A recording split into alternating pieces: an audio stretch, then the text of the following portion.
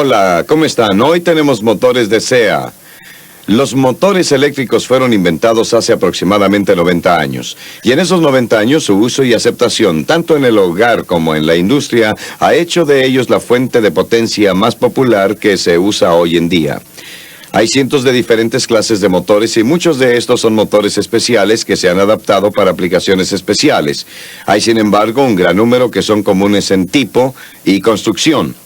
La industria eléctrica se ha estandarizado en muchos motores básicos y en las características de estos motores. Consecuentemente, existen muchas unidades para embarque inmediato que son esencialmente iguales de un fabricante a otro. Y esto es de lo que vamos a hablar el día de hoy.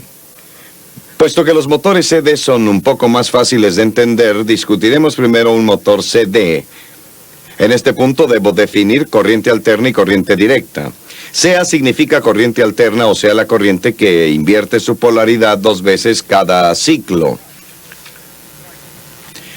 Un ciclo es una inversión completa de positivo a negativo y viceversa. Ahora, la corriente doméstica que se usa en todos los Estados Unidos es corriente alterna. La corriente alterna en la mayoría de las localidades del país es de 60 ciclos, o 120 inversiones completas por segundo. Corriente de 50 ciclos también se usa en algunas localidades de los Estados Unidos y en muchos países extranjeros. Pero la industria de hoy, en general, se ha estandarizado en 60 ciclos. La corriente alterna fue inventada después que la corriente directa y ha sido más ampliamente usada. La razón para esto es que el voltaje en un sistema de SEA puede ser transferido de alto a bajo y viceversa por medio de un transformador. Esto nos permite usar líneas más pequeñas para transportar corriente a largas distancias. No entraré en los detalles de los que por qué y cómo de esto, porque ya ha sido tratado en nuestra cinta sobre electricidad básica. Corriente directa significa flujo en una dirección continua y fue la primera corriente que se usó. Una buena analogía para este flujo continuo sería la del agua fluyendo en un tubo. Esta analogía ayudará a definir otros 2 términos. Voltaje, por ejemplo. El voltaje podría igualarse a la presión en el tubo. Amperaje. El amperaje podría igualarse al flujo, o sea, cuántos galones se mueven a través del tubo. Estos son términos que se usan constantemente y usted necesitará estar enterado de lo que ellos significan. De nuevo, para una discusión más completa, usted deberá ver nuestra cinta sobre electricidad básica. Todos los motores operan con el principio de magnetismo.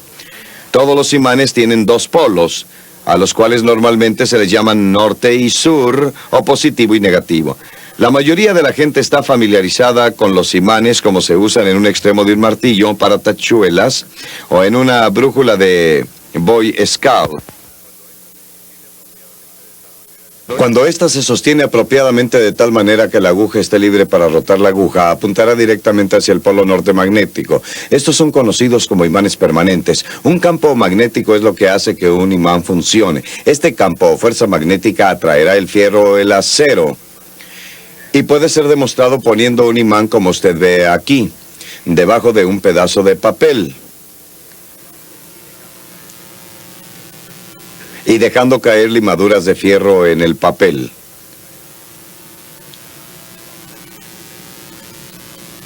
Observe usted cómo el imán causa que las limaduras se alineen a lo largo de las líneas magnéticas de fuerza.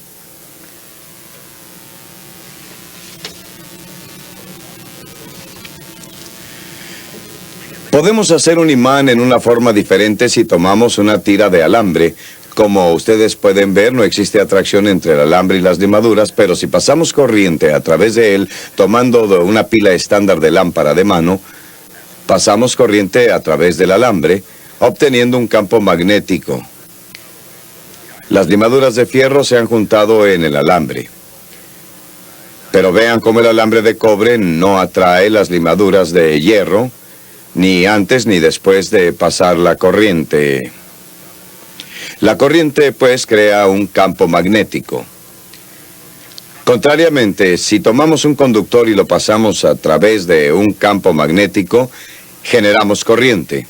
A esto se le llama inducir corriente en el alambre. Si movemos el conductor de la gráfica hacia arriba, como está indicado por la flecha, la corriente fluirá en esta dirección que se muestra. Si el conductor es movido hacia abajo, la corriente fluirá en la dirección opuesta. A esto se le llama corriente inducida, cuando se le pasa corriente a través del alambre. La diferencia entre el imán, tal como se usa en una brújula y en un electroimán, es que el electroimán, el cual se hace pasando corriente a través de una tira de alambre, puede invertir su polaridad simplemente invirtiendo la dirección del flujo de corriente. Quiero decir con esto que los polos norte y sur pueden ser invertidos. En un imán permanente, sin embargo, como su nombre lo indica, la polaridad es permanente. Ahora explicaremos cómo funciona un motor. Si tomamos un imán permanente pequeño y estándar y lo suspendemos, y si le acercamos otro imán permanente, el imán suspendido tiende a estar en movimiento. La razón para esto es que el norte atrae al sur y el norte repele al norte.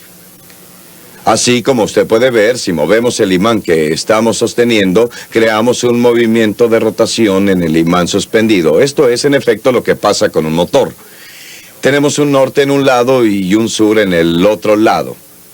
Solo que ahora usamos un electroimán en el centro aquí, y en lugar de mover los imanes exteriores alrededor, como lo hacemos aquí, hacemos estacionarios los imanes exteriores y cambiamos la polaridad del imán que está rotando, invirtiendo la corriente. Ahora veamos un simple diagrama lineal el cual ilustra lo que he estado diciendo. Primero, este es un imán permanente con un polo norte y un polo sur. Entre ellos colocamos una espira de alambre. Si pasamos corriente a través de la espira, generamos un campo magnético tal como se los mostré hace unos momentos con un pedazo de alambre de cobre. Cuando la corriente fluye, el campo magnético en el alambre en el punto A reacciona con el campo causado por el imán permanente y causa que el alambre en el punto A tenga una fuerza hacia arriba, mientras que el alambre en el punto B tiene una fuerza hacia abajo. Estas fuerzas, una hacia arriba y otra hacia abajo, continuarían hasta que el alambre alcance la vertical, en cuyo punto está libre para rotar. Oscilará pasando el centro y luego de un lado a otro, y finalmente descansará en una posición vertical. Sin embargo, si cuando alcance la vertical la primera vez y mientras aún tiene momento, accionamos un interruptor e invertimos la corriente, entonces el lado B sería forzado hacia arriba y el lado A hacia abajo. Esto es precisamente lo que hacemos, excepto que hacemos el cambio con lo que se conoce como un conmutador. El conmutador gira con la espira y automáticamente invierte la corriente cada 180 grados de rotación. Existen algunos sistemas los cuales utilizan motores que son esencialmente como los que he descrito, pero en la mayoría de los casos, en lugar de tener imanes permanentes, tenemos, como usted ve aquí, bobinas de alambre devanadas en un núcleo y producen eléctricamente un imán. A estas se les llama bobinas de campo. He aquí un pequeño motor. La construcción de la bobina de campo es similar a la de la imagen. Las unidades que les he mostrado son unidades de corriente directa. Corriente directa, como antes dije, significa corriente fluyendo en una dirección.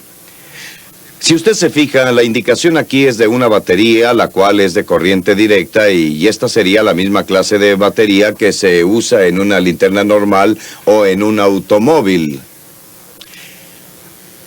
Antes de comenzar a hablar de los motores de CA, debemos familiarizarnos con las partes de un motor AC.